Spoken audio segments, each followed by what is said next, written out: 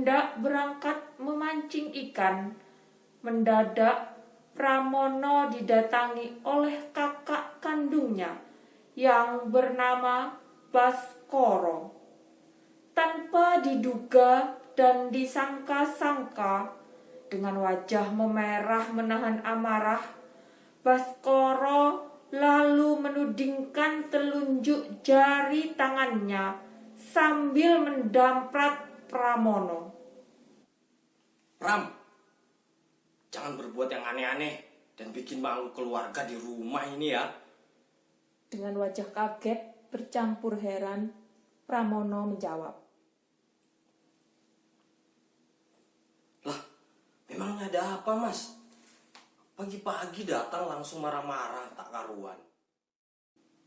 Kamu itu, Pram, kamu yang kalau dicarikan calon istri selalu menolak. Ternyata malam-malam malah membawa masuk perempuan ke rumah ini.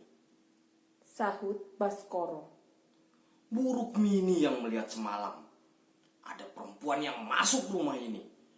Masih mau kamu sangkal, ha? Baskoro tambah tinggi nada bicaranya. Wah, ini jelas fitnah, Mas. Semalam yang berada di rumah ini bukan perempuan, tapi si Darman. Aku bermain catur dengan Darman sampai jam 1 malam. Kalau tak percaya, sekarang cari saja si Darman. Tanya saja sendiri ke orangnya. Sanggah Pramono menjawab tuduhan dari kakaknya. Pramono merasa lega karena Baskoro tidak memperpanjang persoalan setelah mendengar alibinya. Setelah Baskoro pamitan untuk pulang, Pramono segera berangkat menuju rumah Bu Rukmini untuk meminta penjelasan atas apa yang dilaporkannya kepada Baskoro soal perempuan di dalam rumahnya. Acara memancing ikan pun terpaksa dibatalkan.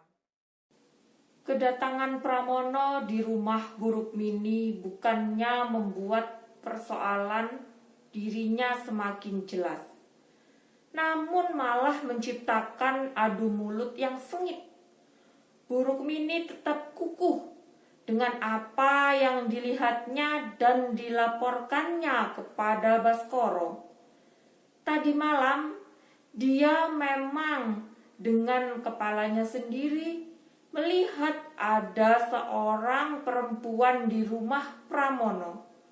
Sedangkan Pramono juga kukuh tidak mengakui jika semalam ada perempuan yang masuk ke dalam rumahnya.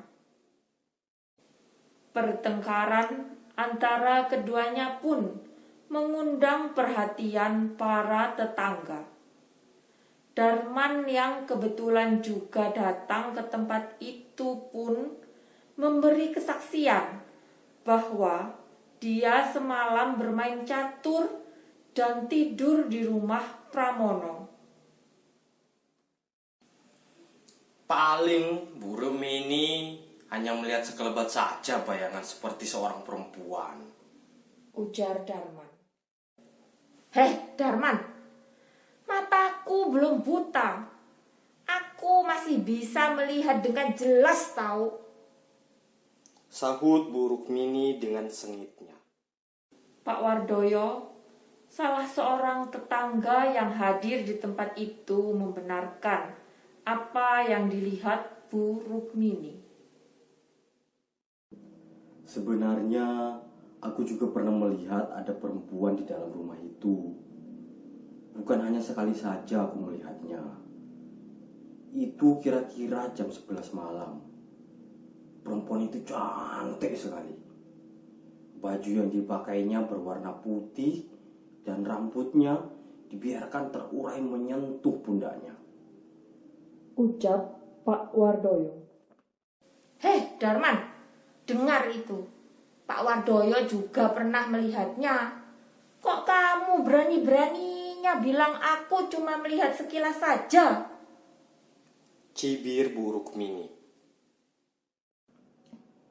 Sebentar Bu Rumini, cerita saya belum rampung. Ucap Pak Wardoyo menyela perkataan Bu Rukmini.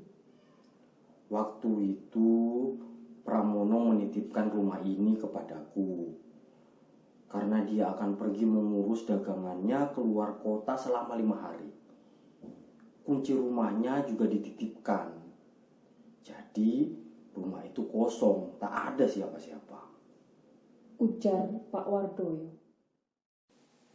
Selanjutnya Pak Wardoyo menceritakan jika tiap malam dia melihat ada sosok perempuan di dalam rumah itu. Karena merasa diberi tanggung jawab atas keamanan rumah keluarganya Pramono itu, maka Pak Wardoyo lalu mengambil kunci dan masuk ke dalam rumah untuk menegur siapa perempuan yang diam-diam masuk ke dalam rumah itu. Akan tetapi, alangkah terkejutnya ketika membuka kunci dan masuk ke dalam, ternyata tak menemukan orangnya. Bahkan dengan tiba-tiba, pintu rumah yang telah terbuka itu tertutup dengan sendirinya dan menimbulkan suara yang cukup keras. Kejadian seperti itu terus berulang saat Pak Wardoyo berniat mencari tahu sosok perempuan yang ada di dalam rumah itu di malam hari. Selanjutnya, Pak Wardoyo juga menerangkan jika selama ini dia berdiam diri dan tak menceritakan kejadian itu kepada siapapun, termasuk kepada Pramono. Hal ini semata-mata dilakukannya agar Pramono tidak merasa ketakutan jika mendengarnya, karena Pramono hanya sendirian tinggal di rumah warisan keluarganya itu.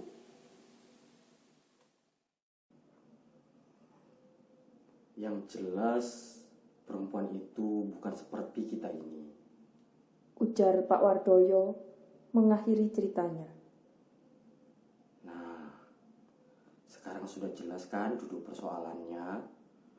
Apa yang dikatakan Bu Rukmini dan apa yang diucapkan Nak Pramono itu benar semuanya. Untuk selanjutnya, biar aku dan Nak Pramono yang menyelesaikannya. Ucap Pak Wardoyo yang lalu berpamitan dan mengajak Pramono untuk kembali ke rumahnya. Sesampainya di rumah Pramono, Pak Wardoyo langsung menuju ke sebuah kamar yang terletak paling barat. Ini kamar siapa dulunya, Nak Pram? Tanya Pak Wardoyo. Kamarnya Mas Baskoro, Pak. Lalu lukisan bergambar perempuan yang digantung itu gambarnya siapa? Tanya Pak Wardoyo lagi. Oh, itu lukisan bikinannya Mas Baskoro sendiri.